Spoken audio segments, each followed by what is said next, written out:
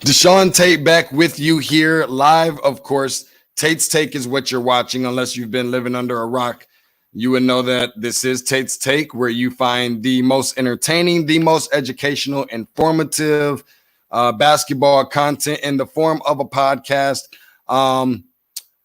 Be sure to follow along. I always consistently ask you guys to make sure you subscribe. If you don't do anything else, tell your mama, tell your grandmama, tell your friends, tell your enemies, anywhere you find your favorite podcast at Tate's Take Hoops on the Twitter as well as on the Instagram. As promised and teased all week, I have a very, very special guest coming on today to kind of talk about the NBA. We're going to get into some of the bubble and talk about some of these playoff scenarios and situations. Even including a little bit about the NBA awards, amongst other things. So let's go ahead and jump into it. I'm going to bring on Jared Greenberg from NBA TV, host and reporter. Jared, thank you so much for coming on with me today. How are you? Sean, man, great to speak with you. Thanks for having me on. Absolutely, man. Saw some of your work last night. Obviously, I've been a huge fan and been following for quite some time, but I thought it was really funny, the whole thing with the open shirt from Dwayne Wade last night, and kind of talking about that and having some fun with that with LeBron and all that good stuff. Let me start off with this first and foremost. When we start talking about this bubble, you're down there now, you're in Orlando. Yeah. How exactly, like, what is that vibe like? What is that feel? What is that atmosphere like? And, maybe how that's different from doing this in a regular NBA arena. Yeah, man, it's totally different than anything. It's strange living here. I'm used to flying all around the country, doing games. It's weird not having to rush to an airport, packing up my suitcase and going. It's weird that, I've got stuff here for like 3 months. I basically have my whole life in this hotel room. I feel like I've rented an apartment. It's weird that after the games, kind of everybody who's at the arena hops on a bus, and we all come back to the campus and, scatter our own way into our own hotel rooms. The vibe in the arena is really weird. Like, watching on TV, I feel like is a totally different experience than it is being in the arena, because it's a lot quieter in the arena than it is on TV. It's just weird without having fans. Like, you don't get that. Listen, I tell everybody, no matter what NBA arena I go into for whatever game it is, whether it's like the worst game of the year or the most hyped game of the year, I get like an adrenaline rush from being in an NBA arena. It's tough to manufacture that here, just because there's people in the arena. There's like staff members, there's people scouting, there's obviously media, there's other players from other teams that are coming who are not playing that night who are watching, but nobody's cheering ever, right? So it's really weird to kind of like manufacture that typical energy that we have in that building. But I'm happy to be a part of it, man, because I know it's a historic event, and hopefully it's the only time we ever have to do this, but it's one we'll be talking about forever. How exactly does that, measure up in regards to, because we hear so much about the home court advantage thing, and in this bubble, there's really no real home court advantage, but you're down there, you're in it. Yeah. Is that really like an actual thing? Is that something that we can kind of live on, the fact that it does kind of prevent more of the home court advantage for that particular home team? And, should we is that a better opportunity for maybe we can expect some series been extended longer than we probably would have expected? Yeah, I think like these playoffs are going to be totally unpredictable. It's going to be wild, I think. And that'll add some drama and excitement for everybody. But you're right. Like, there is literally no home court advantage. I think, though, I still think players, especially young players, are going to feel pressure in the playoffs. Like, the guys in the Miami Heat or the guys in the Memphis Grizzlies who are holding on for dear life right now. Like, those young guys who never have experienced playoff basketball, this is still going to be pressure. Different pressure, right? Because there's not going to be 20,000 fans either cheering for you or cheering against you. But I still feel like there's going to be that sense of heat that are on these guys. But you're right. How you deal with it in the building is going to be wild. And there's no way to predict whether it's like better for an older team or better for a younger team, or whether teams that have great chemistry or teams that don't have great chemistry. I just think it's going to be, I guess the silver lining for all of this crap that's happened in 2020 is that we are going to witness probably the coolest playoff run of our entire lives. Yeah, and I'm excited. I'm excited for you. I'm excited, obviously, Right. for there to be basketball again and whatnot. And just looking at some of these playoff scenarios, the way things are shaping out, and I'm still trying to get exactly a feel on exactly who's going to get into that 8th spot in the West, because we know about Portland and them being hot and then kind of hot and cold towards the tail end a little bit, losing some games down the stretch, unfortunately, and then obviously the injury to Jaren Jackson really hurt the Memphis Grizzlies, and it's like when you're even hearing about the Portland between Damian Lillard and Paul George kind of going back and forth. Yeah. If I'm Devin Booker, I would imagine in the Phoenix Suns, who's undefeated in this bubble, it's kind of like just let those guys kind of spat amongst themselves. We're kind of on a quest to something much more important. What exactly, who have you seen between teams and or players that has really kind of impressed you the most, or what has kind of seen some performances that you've seen that has been kind of unexpected? Well, I just think, you mentioned the Blazers, and I've had the opportunity to do a few Blazer games on TNT since I've been down here. And what I love about them is that they've embraced what this means. They're not shying away from it. They're not giving the old cliche BS. It's just another game. Whatever happens, happens. No, they have said every game is a must win. We're here for one purpose, which is not to be here for just 8 games. We want to go beyond that. Mm-hmm. And I love that. I love when teams acknowledge what everybody else is thinking, because I think that kind of takes away some of the pressure. It doesn't add the pressure when you're trying to hide something, or when you're trying to, tell people something's not what it is. I think it makes it harder on you because you're telling a lie to yourself and to everybody else. So I love the Blazers approach. And I love, on top of the fact that, the hiatus has allowed them to get healthier by bringing Nurkic and Zach Collins back. And those are 2 guys that Damian Lillard and CJ McCollum have desperately needed to have. So I love that. I haven't gotten to do any Phoenix Suns games. I will on Thursday. I'm excited to see them. I think that they put on an absolute show. Monty Williams deserves so much credit for what he's done. And I think the Raptors too, man. We got to look at them. They just every day. Obviously, they had one slip up against the Boston Celtics where they didn't look real good, but that might actually turn out to be a good thing for them. Use his motivation as a teaching lesson. But they're a team that, man, they are on a mission. They are trying to tell everybody, you didn't look at us, and watch out. Here we come. And they, Pascal Siakam is tremendous. And one day he might be considered like an MVP candidate. I think for part of this year he was, then he kind of fell out of it. He had a big injury. But they just don't care what anybody else thinks. And they just, every night, whoever's available to them, they've gone through so many injuries.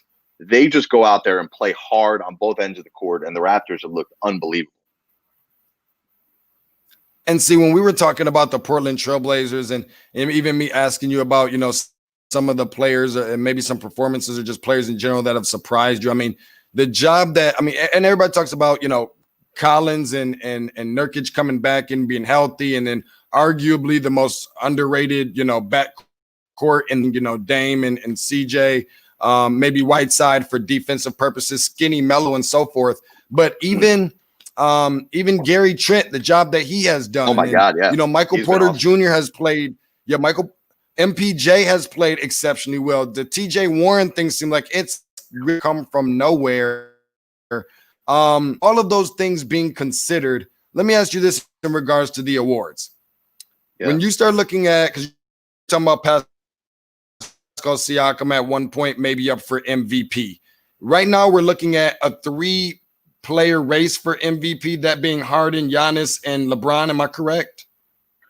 I think that's what most people have. I didn't have Harden in my top 3, but I would agree with you that most people have him there. Where exactly does Luka fall into that? Because you look at what he's been doing. I mean, everybody knows about the game. not too long ago with the 14 rebounds and 36 points or something like that, and 19 assists. Where does he fall into that category? And should the league, how much weight should a team's record have on a particular player for an individual award receiving it? How much should that have to do with each other? Well, I'm glad you said that, because when I was casting my ballot, and remember, we had to cast our MVP ballots before the restart started, right? So we couldn't include any of this stuff here in the bubble. It was all through March 11th, and that obviously made it challenging. But for me, when I went through all of, and it's not just stats, right? Like you can't just look at stats. You got to remember the games. You got to remember the moments. You got to remember, as you said, the impact on winning, which is so significant. I had a hard time with the Harden-Doncic comparison because, Harden's scoring numbers are significantly higher than Doncic, but Doncic's numbers everywhere else are higher, and the two teams had the same record through March 11th. So how can you tell me that Harden is so much more deserving than Doncic when Doncic, you could argue, has less talent around him and has the same record? So for me, I'll tell you what I've not told anybody else yet. I put Doncic ahead of Harden on my MVP ballot. And I'm not mad at that, Green, because I'll tell you what, the crazy part about it is that the expectations coming into this season that we had for both of those teams, it appears that the Houston Rockets has not lived up to the expectation that most people had, especially bringing over Westbrook. And then, when you're looking at Luka in Dallas, maybe they're slightly better than what you expected or whatever the case may be, but still a spot ahead of Houston. So all of those things I always kind of wonder what makes sense. And we even heard Doncic say that, he doesn't deserve to be in the most improved player award category, which I agree, because he's better than that, I like to think. And the expectations that we have for players that got drafted as high as he did, sometimes I'm not sure if they should really be in that particular category. Do you believe, much like Doncic, that Devontae Graham going from 4 points per game on average to like 18 or something, should he be in that conversation with Brandon Ingram? And who is your particular for most improved? So I have a rule here when I vote for most improved player, and a lot of people are going to disagree with me on this. I know a lot of people who vote feel the same way as me. I don't ever put on my ballot anybody who's a second-year player. So I didn't have Luka Doncic on my ballot, and I also didn't have Devontae Graham on my ballot. Maybe it's the wrong way of thinking, but I go on the premise of your first to second year, there should be a significant leap, right? And when you go for a guy like Devontae Graham, listen, he was sensational this year, and I don't mean to minimize what he did, but not only did he go from, about 4 points a game to 18 points a game, but he also went from less than 15 minutes a game to more than 35 minutes a game, right? So that, to me, he's improved and he earned those minutes, but the opportunity is what allowed him to score 18 points a game, which again shouldn't be held against him. But for me, when I look at most improved, and again, we don't get a criteria, we don't get a definition for what the award should be. It's left open to interpretation, which maybe is wrong. Maybe there should be a definition and a criteria, but there's not. So for me, you have to be in your third year or more in the NBA for me to consider you on that list. And I went with Brandon Ingram. I just felt, what he has done from his first few years in the league this past year to being an all-star. Listen, we could talk about Zion all we want.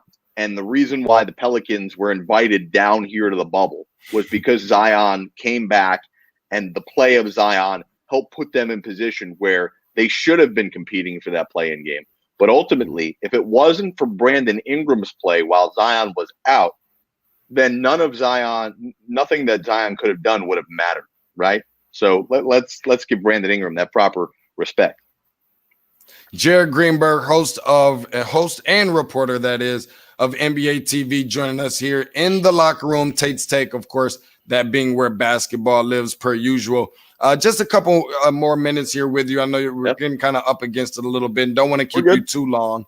But what I would like to know, though, is there a particular dark horse in this thing from each side of the conferences that you could see, even if not necessarily making a run to the finals, but even making a surprise run a little bit to the Eastern Conference Finals, or that you wouldn't be surprised if they got that far, whether it be Eastern Conference, one for East and one for West, in terms of dark horses that you can see that maybe people aren't really paying close attention, but they want to keep their eyes and their ears open for this particular franchise? Yeah, I think in the East, my pick has been the last couple of months, and I still feel the same as Boston. I think that they have the opportunity to really throw a wrench in this. I think if people didn't pay attention the last few months of the season to what Jason Tatum did, he has been sensational.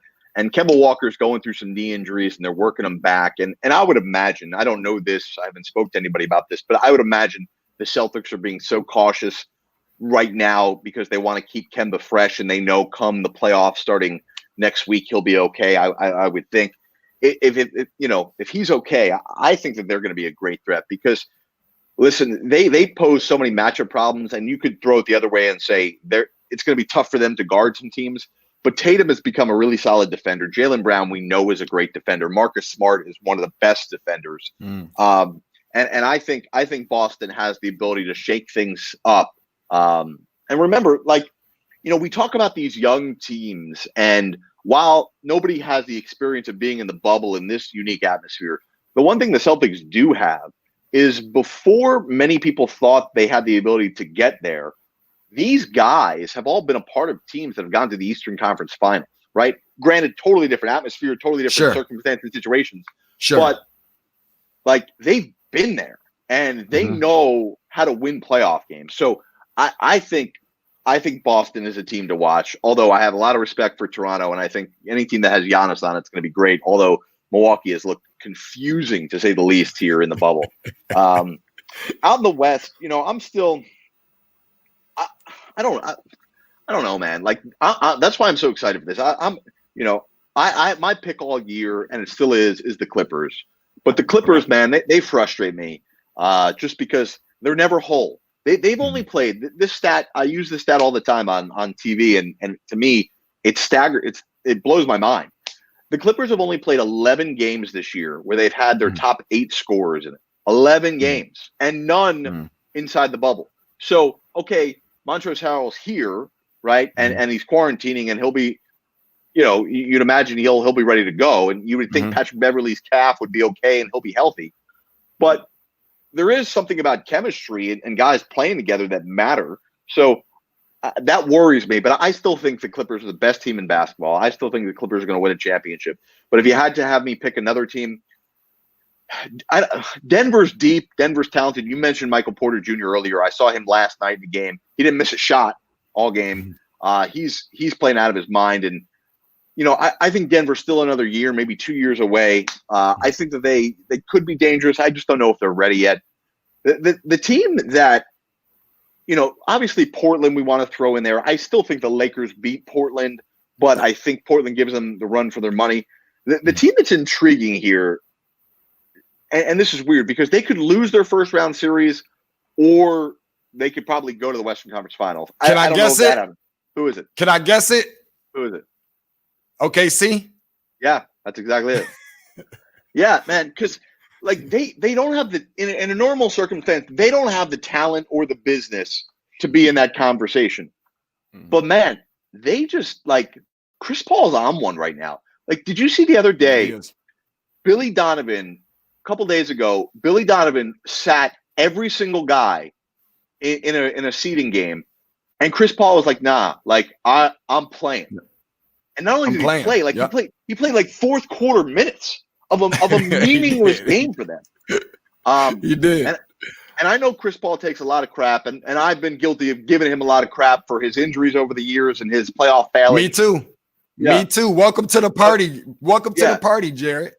Yeah, but I have mad respect for Chris Paul for what he's done this year. Like, I just think I thought Oklahoma City was going to be in the running for the worst team in basketball this year, and I'm stunned by them. I give them a lot of respect. Shea is unbelievable. Gallinari is playing great basketball. Once Dennis Schroeder comes back, I think he gives them a big boost.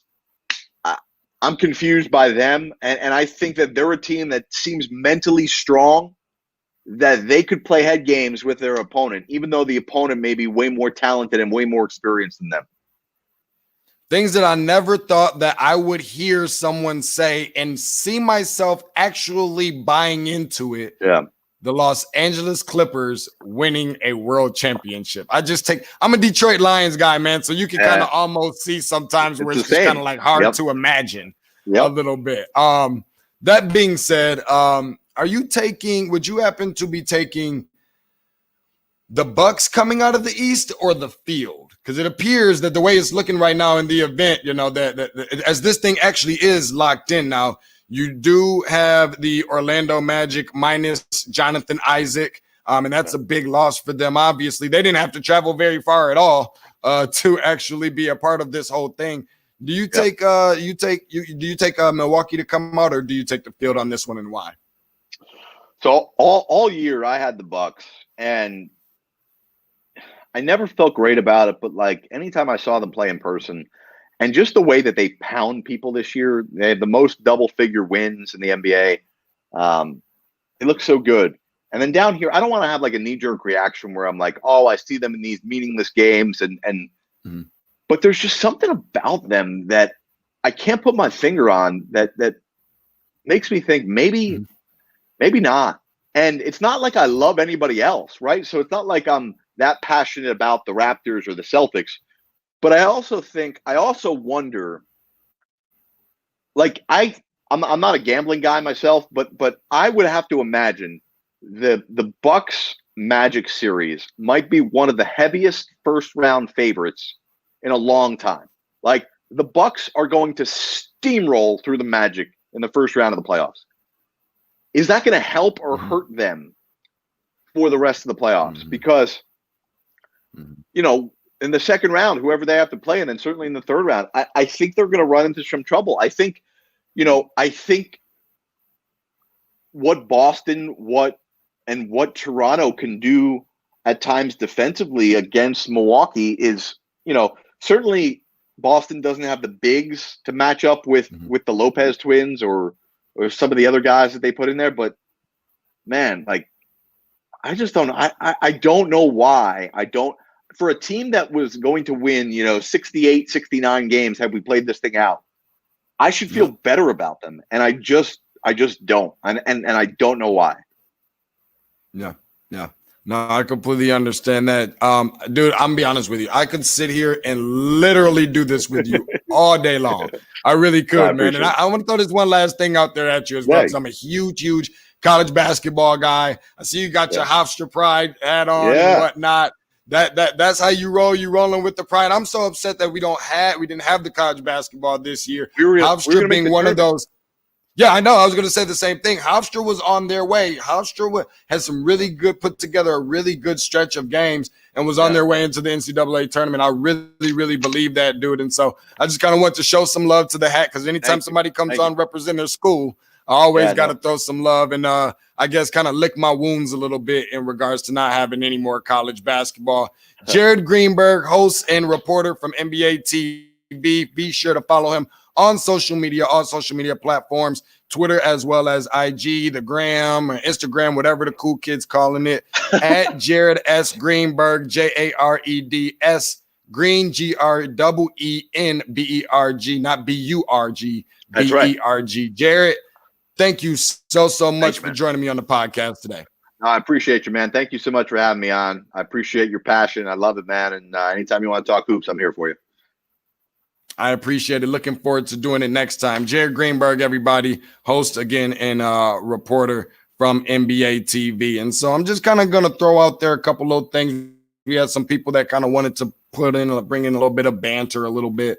So I want to give the people the opportunity to do that as to do that, as I typically always do. I try and show some love to my people, letting you know that you can always be a part of the show. So we got Lawrence Goggins on here, who looks like he has, I got to send him a shout out for sure, because it looks like he's thrown out quite a bit of different comments throughout the duration of some of our conversation that we were having with Greenberg earlier. Denver has that Golden State pre-championship feel, I guess, saying that they're about 2 seasons away from that title run, which I can see. And I think that that is something that Greenberg actually mentioned himself as well, saying that the Raptors is a veteran-led team as well. And you know what? That they are. I've got to show a lot of respect, and I've got a ton of apologies. And as much as I like to brag on the fact that I'm right about things in regards to basketball and so forth, whatever, I know people get tired of hearing me being right all the time, right? Wink, wink. But you know what? I also, during the times that I'm wrong, I'm always upfront and center about the times that I'm wrong. I've come on here plenty of times and have talked about those things. One of them being one of the most recent. I was wrong about the Atlanta Hawks pick with John Collins. That was a phenomenal pick, and I just didn't see what they saw.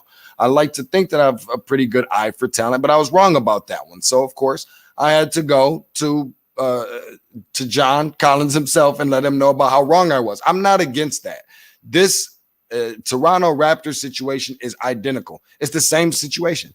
I was not confident that not having Kawhi Leonard, who clearly looked like it's not that he carried them alone. It's not that he didn't have pieces around him to help win a championship. Nobody's doing this thing by themselves. But I just really thought that that was going to be much more of a significant loss than it showed to be. I mean, they entered the bubble on like a 14 or 15 game winning streak, for crying out loud. And so with that being said, obviously, when you got a guy like a Pascal Siakam and obviously Kyle Lowry, Chris Boucher on the occasional offensive end, but more defensive end, long arms like a broomstick, swatting shots away and so forth. I don't know how anybody can forget about the guy who's probably going to have one of the biggest paydays in front of him in Fred VanVleet. He's another one of those pieces as well. And then this guy who came out of nowhere, and I should have asked Greenberg about this while he was on. I'll have to send him a tweet about it. And hopefully you guys can go on my Twitter and see the response. But Matt Thomas, last night, watching him, I mean, he was unbelievable. I think he had like 12 points at the end of the first quarter or 12 points at the end of the half or something. Me being a big college basketball guy and at least knowing where a lot of the players that I hear their names being, especially and specifically American players, knowing where they went to college. I had no idea where this guy came from. Iowa State. I had to call one of my buddies who never answered the phone, but I know he's a big Iowa State guy. I was going to ask him, where did this dude even come from? I know about Taylor Horton Tucker and some of the other guys, George's Niang and some of the others. I know about those guys. This guy, Matt Thomas, came from absolutely nowhere. He surprised me, and it seems like that's exactly what Toronto has been doing not only all season, but they've been doing it consistently and with persistency and consistency. And so with that, I definitely got to take my headphones off, I guess, to the Toronto Raptors, but just sitting here looking at the standings as they stand right now. And I just want to throw this out there to you guys so that you can see exactly what these matchups are potentially or are definitely, and some of them indefinite, are going to be looking like, especially on the Eastern Conference.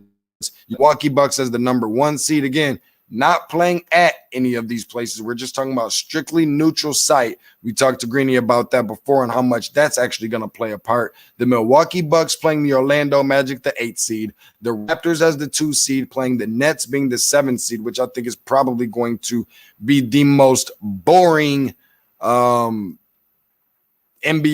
first round 2020 playoff series inside of the bubble that exists. I don't know what the heck has been going on with the Philadelphia 76ers at the 6th seed. Not a lot of people expected that. What's going to happen with Joel Embiid and his injury status? What is the deal with Ben Simmons and his injury status? I mean, they just can't put the pieces together at the right time, especially during this time of the year. And so them being a 6th seed and playing the 3 seed in the Boston Celtics, ironically enough, Al Horford goes from being a Celtic to a Sixer. So he's going to be playing his old team. And then the one I think I just might be the most interested to watch, which is the Miami Heat being the 4th seed against the Indiana Pacers being the 5 seed. That one is intriguing enough to me already, enough as it is, not just because of the TJ Warren and Jimmy Butler kind of feud or rivalry or whatever you want to call it. I know they play each other quite a few times over the course of the next 9 or 10 days or so, with the playoff meetings being included in that. But that's going to be interesting within itself because Miami is playing some of the best basketball. Miami might be the OKC of the East from what I've seen so far this year. And speaking of, because the Indiana Pacers did not fall into the top half of the NBA playoffs in terms of the seeding, then I guess I owe my cousin Keith, who's probably watching this and not going to be afraid to remind me that I owe him $50, in which I said the Indiana Pacers will indeed be a top 4 spot in the playoffs. And of course, only losing by 1 game to the Miami Heat, they ended up in the 5th spot. But maybe because they didn't have a healthy Oladipo all season, maybe because during this tenure in the bubble, they did not have their first-year NBA All-Star and Domantas Sabonis, maybe because the season did not play out within all 82 regular season games and it got cut a little bit short. Maybe he'll let me give him like half of the money. I don't know if that's really going to work. I'm surprised he ain't on my head about that $50 already. And in the addition to the fact that he hasn't chimed in yet here on the bottom. So I definitely wanted to mention that, as that is what the Eastern Conference has shaped out to look like so far. And then, of course, we're going to jump around here to the Western Conference, the more intriguing, I guess, conference that is, and see what the West looks like. Of course, as we stated, you have the number 1 seeded LA Lakers, who has, I wouldn't necessarily say look like poop, but their record in the bubble has certainly looked like poop, and it stinks. I mean, it looks bad. You don't have Avery Bradley. You don't have Rajon Rondo. Not only your perimeter defenders, but your best 2 perimeter defenders and NBA vets. These aren't first or second league guys or anything like that. That's going to hurt them a lot. Not only the fact that, LeBron isn't a spring chicken anymore, but Anthony Davis is finally healthy. No excuses from him throughout the course of a season and not being healthy. They had that opportunity to get some rest. There aren't going to be any excuses for the Lakers, who ultimately is the team, I think, and thought that was going to win the NBA playoffs this year for not no other reason than as a tribute for Kobe Bryant and the unfortunate passing and the death of him. And they're going to be playing up against, as it stands right now, again, the Memphis Grizzlies, who is only a half of game in front of the Portland Trail Blazers and lost Jaren Jackson Jr. That is going to be extremely, extremely critical for this team going forward into the playoffs, and maybe keeping their fingers crossed, toes crossed, T's crossed, everything, I's crossed, everything crossed, and hope to still be able to withstand that spot. But the red hot Portland Trail Blazers are on their tail, and not when you start talking about red hot, nobody is probably more red hot in the NBA since the beginning of this pandemic or entering the bubble and the resumption of the season than that being the Phoenix Suns. So as it stands, the the Memphis Grizzlies currently hold the 8th spot right now to play the Los Angeles Lakers, a half a game in front of the Portland Trail Blazers. The Blazers are actually next in line with the San Antonio Spurs, 33-39 and 32-38 being the records for the Blazers and the Spurs, and following that up behind just a half of game behind those two is the Phoenix Suns, who's 32-39 as well. So this thing is really going to, it appears going to get really, really crazy, really interesting, really fast. So if you love the NBA or you've been missing out on games and you need to find a way to sit your butt on your sofa, find a really comfortable spot, of course, to make sure I don't know if you like to pop popcorn. I don't know if you like to do nachos, whatever the case may be. In the Western Conference, between the Grizzlies, Blazers, Spurs, Suns, all of those teams, very, very critical positions right now, in which they are looking to hopefully make a way into the playoffs and play themselves in, because I know that there's some play-in game situations, which I should have asked Greenberg about. Not exactly sure how that works, but it's still basketball that you don't want to miss. So make sure that you're watching basketball leading up to the playoffs, obviously including the playoffs, but particularly those 4 teams being the Grizzlies, Blazers, Spurs, and Suns. The job that the Suns have been doing, man, with and Devin Booker, that 3-pointer that he put up from almost half, man, that was outrageous. That was super, super crazy. So make sure that you got your butts on your couch for that one, but not before you be sure to follow along on social media at Tate's Take Hoops, and make sure that you subscribe anywhere that you find your favorite podcast as well. Now, to finish that out, before we get up out of here, because I know we're up against it, the number 2 seeded LA Clippers will play the Dallas Mavericks, which I think that will be interesting within itself. I know that a lot of people not giving the Mavericks a chance, but I think we are not as far away from crowning Luka Doncic the best player in the NBA. We're not as far away from that as a lot of people may actually like to think. So, you got to tighten up on some of the defense and some other things a little bit. But for a guy coming in his second year, he just can't be stopped. And he makes it look so effortless.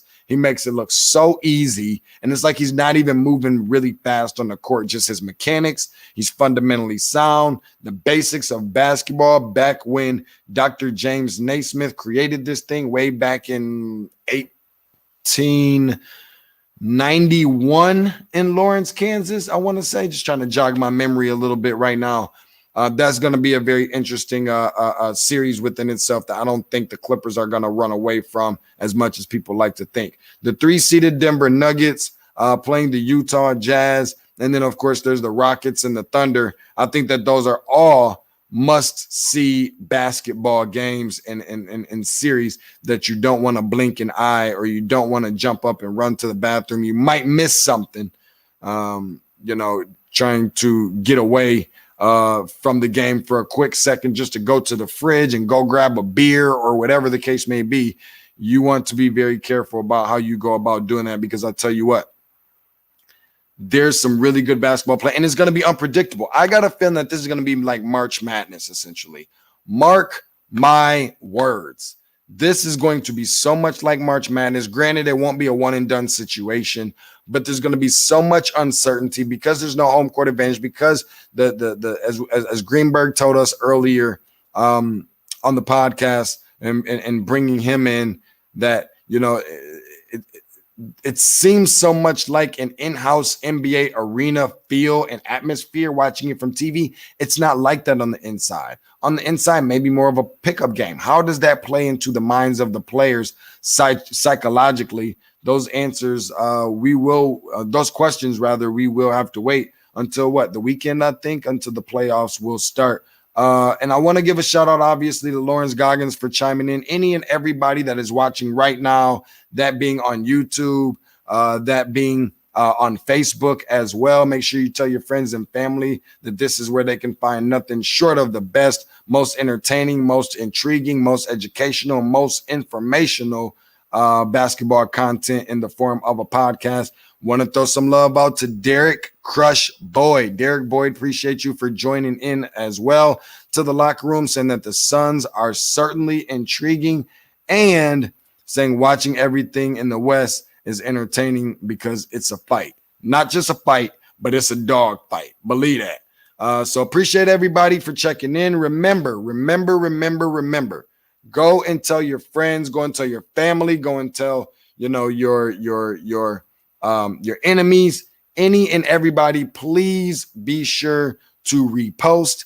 Please be sure to subscribe anywhere that you find your favorite podcast, that being Stitcher, Red Circle, Spotify, Google Podcasts, iTunes. We're all over the place. Just go to the search box and that little magnifying glass. I always like to do this because I think it looks really cool and corny at the same time.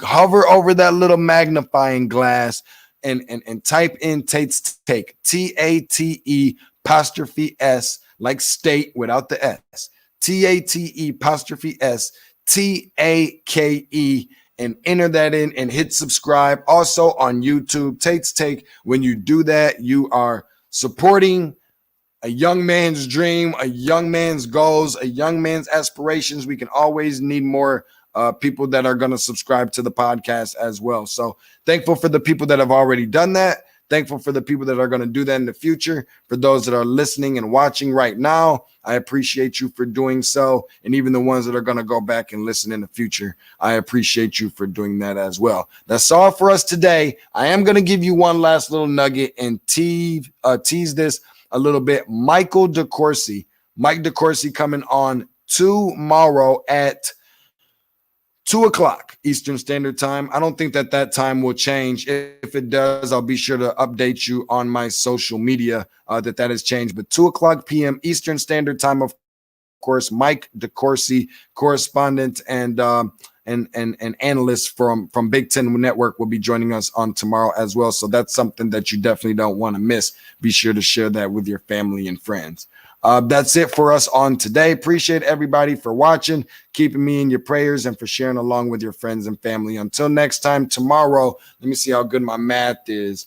So 2:24. So I guess that's what, probably somewhere close to about 20 hours from now, right around 20 hours from now. I will see you guys then, and looking forward to you guys chiming in on that one tomorrow as well when we bring on Michael DeCourcy from the Big Ten Network.